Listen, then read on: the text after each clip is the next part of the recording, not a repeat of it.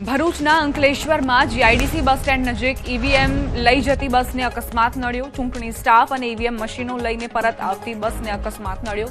Valia route number 10ની બસને અકસ્માત નડ્યો હોવાની જાણકારી છે। બસ રિક્ષા સાથે ધડાકાભેર ભટકાતા રિક્ષા ચાલકને ગંભીર ઈજા પહોંચી। રિક્ષા ચાલકને સારવાર માટે હોસ્પિટલમાં ખસેડવામાં આવ્યો છે। ચૂંટણી સ્ટાફ અને ઈવીએમ જે બસમાં હતા તેનો અકસ્માત સર્જાયો। રિક્ષા અને બસ વચ્ચે આ ગંભીર અકસ્માત સર્જાયો। આજે પણ અગનભઠ્ઠીમાં શેકાવા તૈયાર રહેજો। રાજ્યના 8 જિલ્લામાં આજે હીટ વેવની આગાહી કરાઈ છે। અમદાવાદીઓ આજનો દિવસ ખૂબ જ ભારે છે। અમદાવાદમાં આજે ગરમીનું યલો એલર્ટ। અમદાવાદ સહિત 8 જિલ્લામાં હીટ વેવની આગાહી કરાઈ છે। ઉત્તર ગુજરાતના પાટણમાં હીટ વેવની આગાહી છે। સૌરાષ્ટ્ર કચ્છના 6 જિલ્લામાં હીટ વેવની આગાહી છે। રાજકોટ, પોરબંદર, સુરેન્દ્રનગરમાં યલો એલર્ટ। બોટાદ, મોરબી, કચ્છમાં પણ યલો એલર્ટ। ગઈકાલે પણ રાજ્યમાં ગરમીનું તાંડવ હતું અને 11 શહેરોમાં તાપમાન 41 ડિગ્રીથી વધુ નોંધાયું હતું। 15 વર્ષમાં છઠ્ઠી વાર એપ્રિલમાં 44ને પાર તાપમાન નોંધાયું છે। એપ્રિલમાં સૌથી વધુ ગરમી પડવાનો રેકોર્ડ છે। વર્ષ 1958ની 27મી એપ્રિલે આ રેકોર્ડ સર્જાયો હતો। આ દિવસે 46.2 ડિગ્રી ગરમી પડી હતી।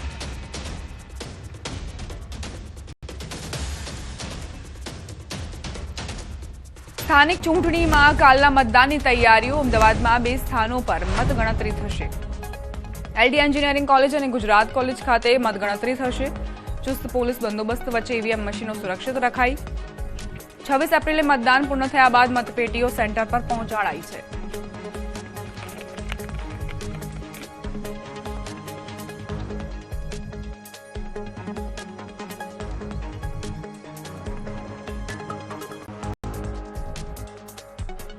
અમદાવાદ મહાનગરપાલિકાની ચૂંટણીને લઈને મતદાન પૂર્ણ થયું છે અને હવે આવતીકાલે મતગણતરી હાથ ધરવાની છે। સીધા દ્રશ્યો જે છે અમદાવાદની એલડી એન્જિનિયરિંગ કોલેજના કે જ્યાં સ્ટ્રોંગ રૂમ બનાવવામાં આવ્યો છે અને ચુસ્ત પોલીસ બંદોબસ્ત વચ્ચે ઈવીએમ મશીનો અહીંયા સ્ટ્રોંગ રૂમમાં રાખવામાં આવ્યા છે। અમદાવાદમાં 2 સ્થાનો પર મતગણતરી હાથ ધરવાની છે। એલડી એન્જિનિયરિંગ કોલેજ અને ગુજરાત કોલેજ કે જ્યાં બંને સ્થાનો પર 48 વોર્ડના જે ઈવીએમ જે છે તે રાખવામાં આવ્યા છે અને તેની મતગણતરી હાથ ધરવાની છે। ચુસ્ત પોલીસ બંદોબસ્ત વચ્ચે ઈવીએમ અહીંયા સુરક્ષિત રાખવામાં આવ્યા છે। જે પ્રકારે અમદાવાદ મહાનગરપાલિકાની ચૂંટણીને લઈને 45 ડિગ્રી ગરમીમાં 46% જેટલું મતદાન નીરસ મતદાન જે જોવા મળ્યું છે અને હવે આવતીકાલે 652 જેટલા ઉમેદવારોનો ભાવિનો ફેસલો થવાનો છે। એલડી એન્જિનિયરિંગ કોલેજ અને ગુજરાત કોલેજમાં મતગણતરી હાથ ધરવાની છે અને આ બંને કેન્દ્રો પર સુરક્ષા વ્યવસ્થા જે છે તે ચુસ્ત રાખવામાં આવી છે। કેન્દ્રમાં માત્ર ને માત્ર અધિકૃત વ્યક્તિઓ જે છે તેઓને જ પ્રવેશ આપવામાં આવશે અને તેને લઈને તમામ તૈયારીઓ જે છે તે કરી દેવામાં આવી છે। હવે આવતીકાલે મતગણતરી હાથ ધરાશે અને 652 જેટલા ઉમેદવારો કે જે આ ચૂંટણીમાં મેદાને છે અને તેઓના ભાવિનો ફેસલો જે છે જ્યારે ઈવીએમ ખુલશે અને મતગણતરી હાથ ધરાશે ત્યારે આ ઉમેદવારોના ભાવિનો ફેસલો થશે। કેમેરામેન નિલેશ સોસા સાથે સંજય ટાંક, ન્યૂઝ 18 ગુજરાતી, અમદાવાદ। સુરેન્દ્રનગર જિલ્લામાં સ્થાનિક સ્વરાજની ચૂંટણીનું આજે ફરી મતદાન। ચુડા તાલુકાના જેપાર ગામે આજે 7 વાગ્યાથી ફરી મતદાન શરૂ થયું। ગઈકાલે ઈવીએમમાં ટેકનિકલ ખામી સર્જાતા મતદાન પ્રક્રિયા ખોરવાઈ હતી, જેને લઈ તંત્ર દ્વારા ગઈકાલે મોડી સાંજે ફેર મતદાનની જાહેરાત કરાઈ હતી। જેપાર ગામના 643 મતદારો આજે મતદાન કરશે, જે પ્રક્રિયા સાંજે 6 વાગ્યા સુધી ચાલશે। ચૂંટણી પ્રક્રિયા માટે સજ્જ હોવાના તંત્રના દાવા પોકળ સાબિત થયા।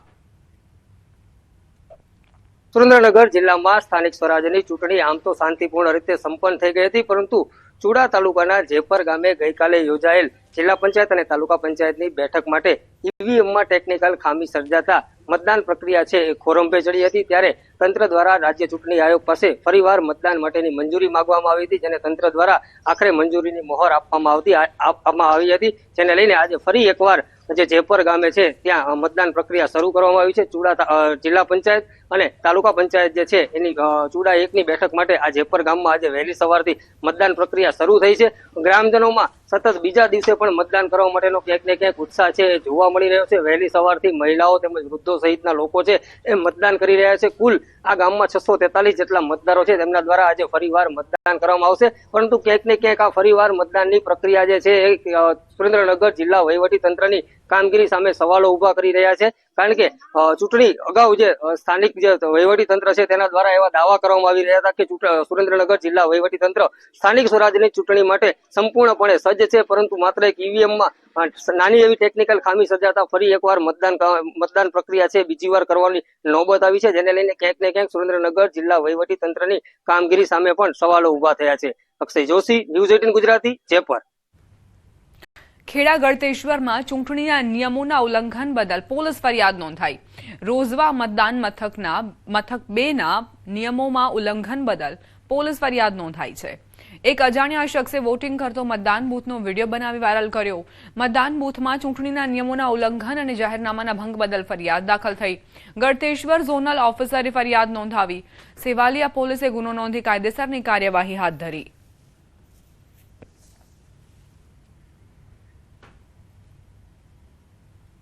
મહેસાણા જિલ્લામાં સ્થાનિક સ્વરાજની ચૂંટણીનું શાંતિપૂર્ણ માહોલમાં મતદાન થયું. તાલુકા પંચાયત અને જિલ્લા પંચાયતોમાં સરેરાશ 60% મતદાન થયું. પાલિકા વિસ્તારમાં 63% જેટલું મતદાન થયું. ત્યારે ભાજપના જિલ્લા પ્રમુખ ગિરીશ રાજગોરે દાવો કર્યો કે ભારતીય જનતા પાર્ટી જ્વલંત વિજય તરફ આગળ વધી રહી છે. ચૂંટણી પરિણામોમાં કોંગ્રેસના સુપડા સાફ થઈ જશે.